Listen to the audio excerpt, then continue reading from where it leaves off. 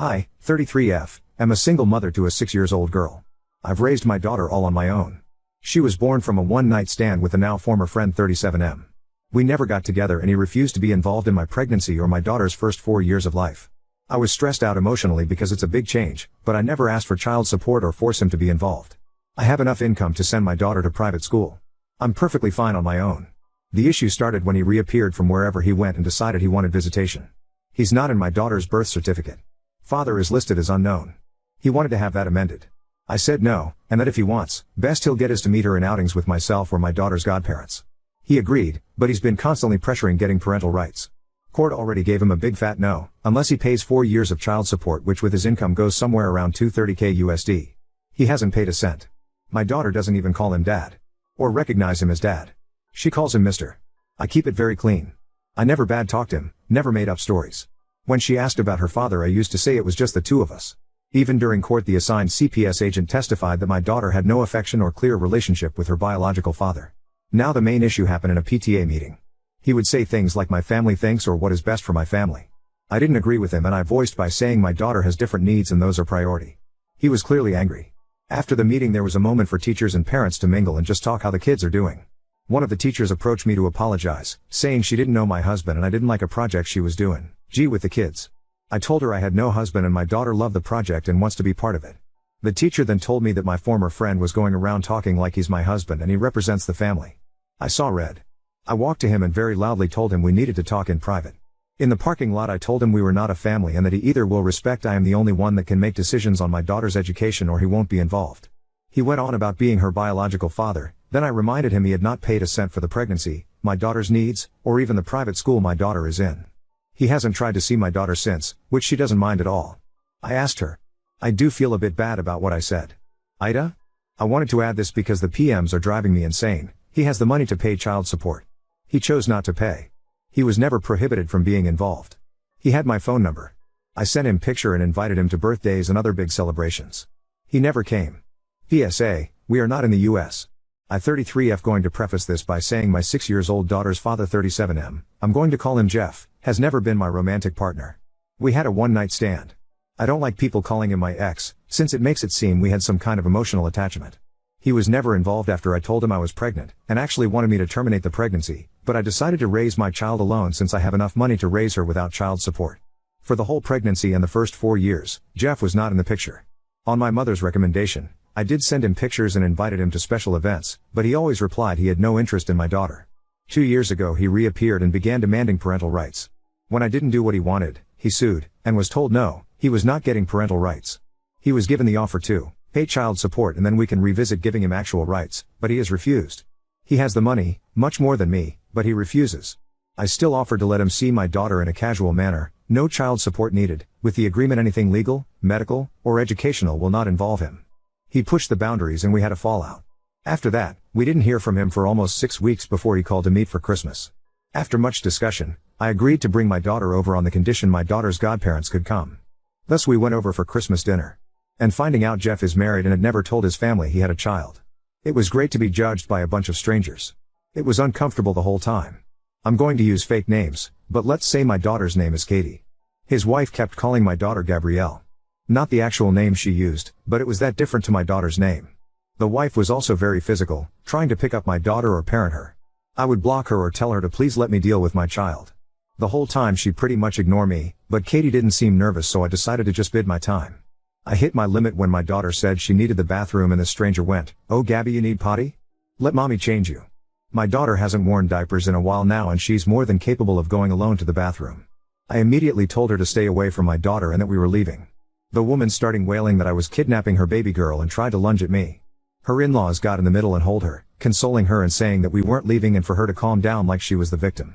At that point I just glared at Jeff and told him he better explain or I would be calling the police. He asked me to speak in private in another room and that I could just leave my daughter with his parents. No way that would ever happen. Katie's godparents took her with them despite the wife having a full meltdown. Jeff and I spoke outside and he explained that he and his wife recently lost a daughter. I'm not going to give specific details on that, all I'll say it was sudden and nobody's fault. And as I can only imagine it had caused some psychological issues to his wife. Apparently he had the brilliant idea that having Katie pass as their lost child would help his wife. Without telling me. And that's why he wanted visitations and parental rights. He pleaded for me to leave my daughter with him for a little bit. I asked him what was his plan when his wife heals. His response was disgusting. Well, I'll just send Katie back with you and it will be just like before. I told him he was insane if he thought I would let him use my daughter like that. What his wife needs is therapy with a professional, not feeding her delusions. And I would not let that woman within miles from my daughter.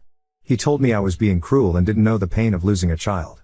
I agreed with him, but reminded Jeff that my priority is not his family, it's my child. What he and his family do to work through their grief has nothing to do with us. I also told him to call his lawyer because I am making sure he never has contact with my child. So that's what I'm bracing for. He's been blasting my phone since Christmas, but I can easily ignore him. My daughter and I are doing a small travel vacation. This isn't an update, just something I feel needs to be said. My daughter is set for life monetarily. She has a trust and I make really good money in my position. If she was 18 right now, I could put her through college without a loan. She doesn't need child support for quality of life. If I could get child support and never worry about her father trying something, I would be suing him in a heartbeat. But after talking to a lawyer and realizing the risk, I've taken the decision that child support, or possible inheritance, is not worth my child's safety. Safety is always first. January 6, 2024. Hey everyone. Happy New Year's. This isn't so much a real update as just letting people know we are home and safe. My daughter is spending the rest of her vacation with her godparents on another trip while I work on things. Moving might be something I'll be looking into, though that is a long-term plan considering all it takes. I won't share too many details on what my lawyer is going to be doing, but we are absolutely going to push for enroll. Update 1. For those that didn't know, I'm right now dealing with my daughter's father and his delusion. He wants to use my daughter as a therapy doll for his wife that recently lost a child.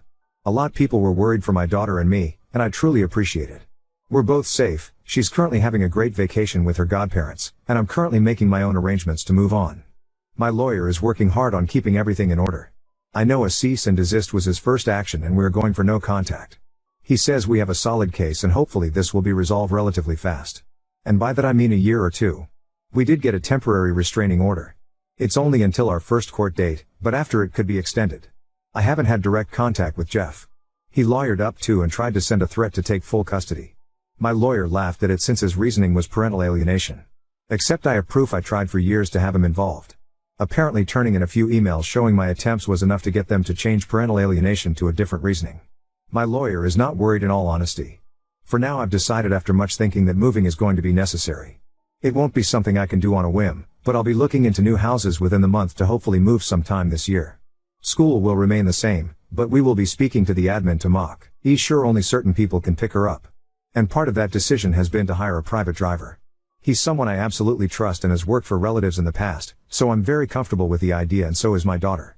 Now I just have to make sure they don't go for fast food every day after school. Things in all honesty are not that scary right now. I have a good lawyer, good evidence, and my little girl is happy and healthy, so I'm just going to focus on working things little by little. Because of the legal proceedings I don't think I'll be posting any updates anytime soon. And to those sending me PMs telling me I'm horrible for keeping my daughter from her father, or telling me I shouldn't have had her in the first place, please kindly speak to the void. I'm too busy. I had no intentions to do a new post, but today absolutely took the cake. To those that don't know, my daughter, 6-yo, was born from a one-night stand with Jeff. We were never romantically involved. It was a simple one-night stand and we did use contraceptives, but they failed. It happens. A few months ago Jeff went full psycho and tried to convince me to leave my daughter with him so she could serve as a replacement child for his wife who recently lost their infant daughter. I refused and right now we're in the middle of some legal issues. Now for today, I thankfully didn't deal with Jeff. Instead he sent a priest to harass me at work. I'm going to be very blunt, I am completely detached from religion. I'm not an atheist, just don't really like the idea of the Catholic Church, that's the leading religion in my home country. I respect it and most of my family is Catholic so I have a detached respect for church officials. Today I was doing some paperwork when I got a call about a priest asking for me. I didn't have any meetings scheduled and a lot of times we get visits from clergy asking for donations or participation in events, so I figured that was it. I told the secretary to let him in and things at first seemed rather polite. Shake hands, asking how things were. The usual chit-chat. Then the priest began talking about how it had come to his attention that I was a single woman with a child, and that apparently I lived a life of debauchery and hate. His words. I was taken aback and agreed I was a single mother, but that I didn't see how I lived in debauchery and hate. The priest then went on about how he knew my daughter is prohibited from spending time with her father and that I'm constantly sleeping around with men instead of living a godly life. How he was worried and thought it would be best I considered giving my daughter a chance to live with a proper family rather than see me sell myself. Angry was an understatement. I did keep it civil simply because I was at work and I had no intentions of screaming to a religious man at work. I simply told him that my daughter was fine with me, she lived a safe and happy life, my personal affairs were my own, and that I had no intentions of sending her to another household. I told him that if there was nothing else, he should probably leave as I had other things to attend to. He then showed his hand, and that's how I know it was Jeff's doing. The priest told me he didn't think my daughter would be a happy child with me, but her father was well respected in his church and he knew he would raise a proper Christian lady. At that I laughed, and simply said no. I once again recommended he left, and if he didn't, I would be calling security. He left saying he would try to speak to me again when I'm not being hysterical. I told my secretary and our security not to let him into my office again. And I called my lawyer. I don't have audio, but we do have security feed from him walking into my office. Thank you again to everyone sending well wishes in my previous post. We are still working on that move, but school is back and she's loving it. We still have that temporary restraining order against Jeff and his wife. And school officials know it. Update 2.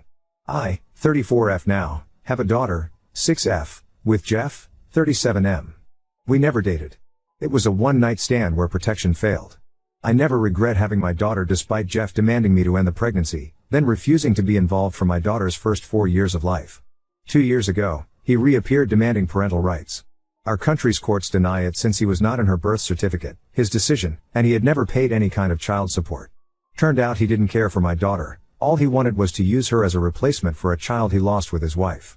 Now, before I go to the update, I did get a lot of questions to answer. 1. Did I know Jeff was married? He wasn't when we had our one-night stand. 2. Are you interested in Jeff? No. I'm aromantic. Meaning I do not develop romantic feelings. I don't think that's a healthy mindset for a long-term partner, so I refuse to date. I was okay with one-night stands until I had my daughter. 3. Why did you send information to Jeff? Because my mother recommended it and she was absolutely right. Had I not done so, he could have sued me for parental alienation. By trying to get him involved, I actually came out far better situated to prove I'm not trying to keep him away out of spite, but because I truly think he's a danger. 4. Why don't you talk more about your daughter's emotions/status? No? No offense, but I give just enough information on my 6 years old. I don't think people in Reddit are bad, but this is the internet. I don't really need to speak in-depth details on my child's mental state or her actions. What I want to share about myself, that's fine. I'm a full-grown woman. My child is another matter. I don't even post pictures of her in social media. All you need to know, for the people asking, is she's happy, healthy, and has a father figure in her godfather. She's normal rambunctious little girl. 5. Why was Jeff arrested? He got into a fight. Assault charges. It's completely unrelated to my kid, but could have been used for custody matters. Ended up being unnecessary. Now, to the update. While our case is yet to be reviewed, we were scheduled for September 2025, Jeff's lawyer contacted mine to say they were dropping their demand for parental rights. About 6 weeks ago, Jeff formally agreed to drop any claims for rights or responsibility to my daughter. I know a lot of people are going to go all over, but what about child support? Or inheritance? Keep reading, it should explain why it is not worth it. My lawyer went over the documents to make sure it wasn't a legal trap of sort, and he confirmed they were exactly that. He wasn't asking for anything in return, just a drop. I didn't question more, just had it signed, and now we need to wait a couple of weeks to get confirmation everything is done. Since both parties agree on this, it should be relatively quick to get it through the courts. If it sounds weird that he suddenly just gave up, I thought the same. To be sincere, I was half tempted to snoop around, but I was way too busy making arrangements. As some people suggested, I will be moving. I won't leave the country I live in, but I plan to move closer to my support system, my daughter's godparents. Turns out there's a property less than 5 minutes away from them on sale. There's no home built yet, so I have a lot to do, but that's my intended new home. We also got not 1, not 2, 3 dogs. The cat probably is planning my murder. So with all of these changes, I have to admit, I didn't have time to snoop. The thing is, the whole thing came to me rather than me need to look. I met with Jeff's in-laws. It was pure coincidence, I waiting on some things in a store and they were there. I had met them in passing in that mess of a Christmas party last year, but this is really the first time we talked. My daughter was thankfully at school since the topic was heavy. They recognized me and asked if I could speak to them. I wasn't sure, but I decided to be polite and offered to buy them a coffee. They were very nice. Not entitled at all. They explained they were sorry for their daughter's behavior. She had not been the same since she lost her child. Those who called out that she was using her dead baby's name on my daughter were right. And they just wanted to clear the air with me. I told them I didn't personally blame them, but I couldn't forgive their daughter and she was a big worry. That's when things hit the fan. The mother started crying and the father explained Jeff's wife passed away. Self-inflicted. I feel like crap for the things I told them. I apologized, but they were very gracious and told me they knew I had no idea. We talked a little about her, about their grandchild. I found out what Jeff told me about how his child died was a lie. And now I don't feel so kind as to keep it wrapped up. He shook an infant because she was colic. If you don't know what that is, it's when babies just cry nonstop. I was angry. I'm still angry. No one should ever shake a baby to the point they pass away. That's just diabolical in my opinion. He had told me she just passed away from sudden infant mortality. It's a common thing here, unfortunately. They talked about Jeff and how he sworn up and down I would agree with his idea to have my daughter pass for their lost grandchild. And that would help their daughter. They were not really thinking straight, and I get it. Jeff is a charmer, and mix that with grief, it goes nowhere well. There were other things said, but the main thing was they didn't want any resentment on my part to their family or their daughter. I told them that I don't hate them or their daughter, and how sorry I was they had to go through all of this. They gave me a picture of my daughter's half-sister. She was a very cute baby, and I plan to one day explain things to my daughter. I think it's important she knows. I also know where Jeff's wife and her baby are buried. I think not yet, but when things aren't as raw as they are right now, I'll take my daughter to visit her sister. I called my lawyer after to give him these new details. He did reprimand me for speaking to the in-laws alone, but he understood the situation. My lawyer is a good friend of mine, and he tends to be very blunt when I make mistakes. He promised me he's making sure that whatever ties could exist between Jeff and my daughter are fully cut legally. More things have come to light too. People were right, Jeff was pretty much lying to everyone, trying to paint himself as this saintly father that couldn't possibly be part of his one surviving daughter's life. A lot of people immediately judge single mothers here as homewreckers or prostitutes, so I had a few bad encounters with people throwing insults and threats my way. Another thing that came up, which was relatively recent. This was about 2 weeks before he gave up, Jeff began telling people he offered to marry me, but I refused him. That I was always after his money. Thankfully that one lie didn't go far with most people that know both of us, since I've made it very clear throughout my life that I'm never getting married. And I don't need his money. I got into a high-income job to care for my mom. And now my daughter. I don't really care for excessive luxury.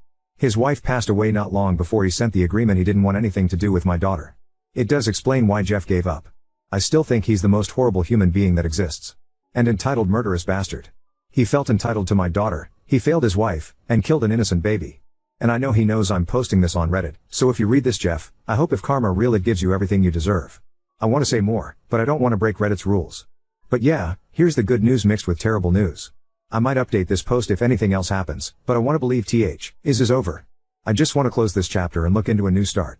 Small disclaimer, I don't know how he got away with killing his child. I have no access to police records or investigation. I'm not part of law enforcement or involved with any judicial entity. For people asking me for more information on it, I'm really sorry, but I can't give you a full legal case. I personally don't know how some people in Reddit get access to police records that easily, because I certainly don't have access to them. All the info I have is what I'm told by others, chisme, or what my lawyer can find. Update 3. To begin with, we're finally free of Jeff. Life is pretty much back to normal. My daughter only asked about Jeff once when we went to the park we would meet him at, and it was to make sure Mr. was not there. We also went together to her baby sister's grave. I explained to her as best as I could. I don't think she understands yet what the situation with her half-sister is, but we will go through it little by little. Another big change is I'm dating someone. And no, I'm still aromantic. My best friend who's been in the US until recently came back and asked me out. When I told him I was aromantic, he told me there was no pressure for romantic feelings. He just wanted a partner he could trust, and while this isn't a traditional relationship, it's really nice. I adore him as a friend even if I don't see him in any romantic way. He's met my daughter, but we're not doing anything official like moving in for a very long time. Through the grapevine I heard Jeff is apparently engaged again too. I think it was a very good thing we made that no contact agreement. If he ever tries anything with my daughter, that piece of paper will be enough for court to tell him to go away. Overall we're happy and safe. I'm grateful for all the support here through the hell that was dealing with Jeff.